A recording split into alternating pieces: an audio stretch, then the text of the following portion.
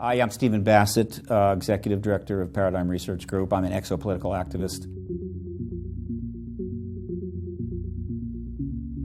The sole purpose of PRG is to end the truth embargo on ET presence, bringing about the day when the President of the United States finally informs American people they're not alone and that we have extraterrestrials here.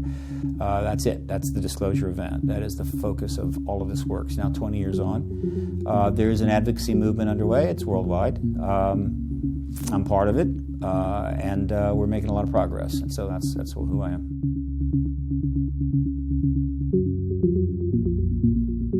It's not a sexy, really, explanation, frankly. I read a lot of science fiction as a kid, didn't like Shakespeare so much. I was influenced by many things. One of the most important was a book by John Mack, Dr. John Mack, Harvard psychiatrist, called Abduction, Human Encounters with Aliens. Realizing that a Harvard psychiatrist, a Pulitzer Prize, trained psychiatrist with a Pulitzer Prize, was engaged in this issue at that level, basically said it had come of age. I mean, it really was happening. And so I'm going, okay, well, this is about as interesting as it gets. And I made a couple of good decisions. I really had made many good decisions up to that point in my life, but I made a good decision. One was to engage the issue. Two was to go through the door of John Mack's organization, which I was able to do by volunteering. So I volunteered to go work for them. I spent about 4 months. That was my door into the issue. Very strong opening move. And from there I went to Washington to set up PRG. I could have joined the Peace Corps, gone to Guatemala, built a water system, whatever the hell. I mean, people do that. I didn't want to go to Guatemala. It was too hot down there.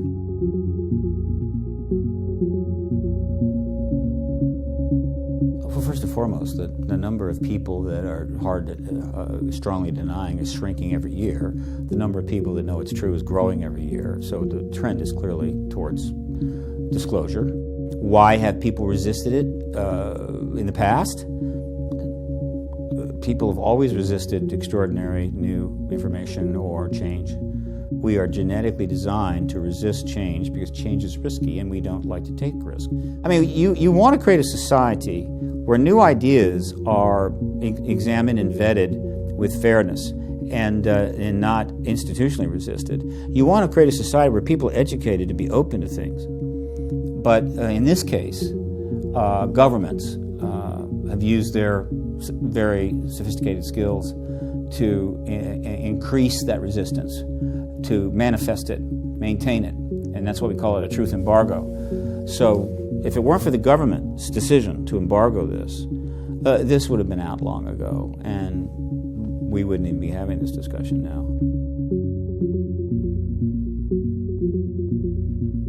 You know, I don't think about them. I just think so little about the cases that they're all, to me, just sort of part of another realm. Shag Harbor is probably the one I've read the most about. But for me, that's not really what's important. What's important is like the information that Grant Cameron has gotten about documents and Wilbur Smith and so forth, and things that Paul Hellyer has learned since he left the government. This is really significant stuff. The sightings are not so important anymore. We've known there's ETs here forever. And so, they put a crop circle down or turn up, it's like, hello, how you doing? That's not where the action's at. The action is forcing political action and a proper response from nations.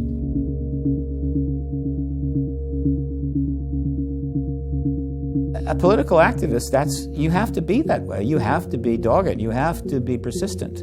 You just don't get things handed to you. Whether, say you're a woman and it's 1900 and you want the right to vote.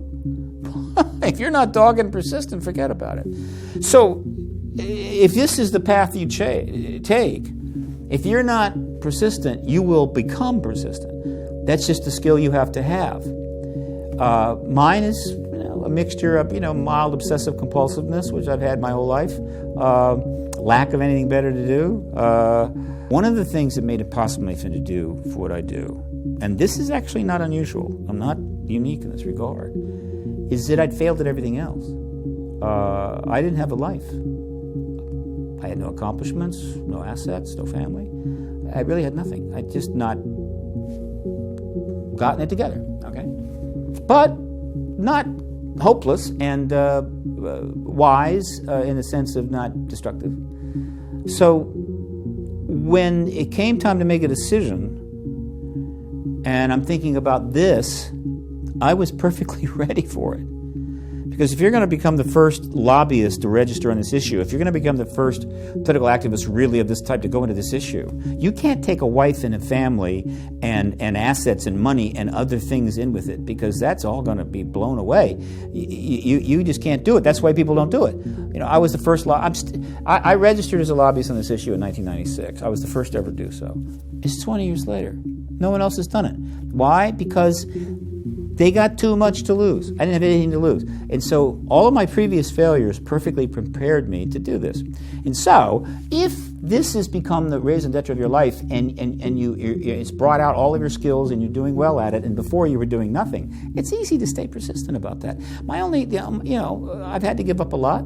And this is an issue that you cannot get funding for. I mean, if I had picked saving whales in the Antarctic, my God, they raised $20 million at the drop of a bucket. You need a ship to go save the whales? Nope, Bridget Bardot will give you one.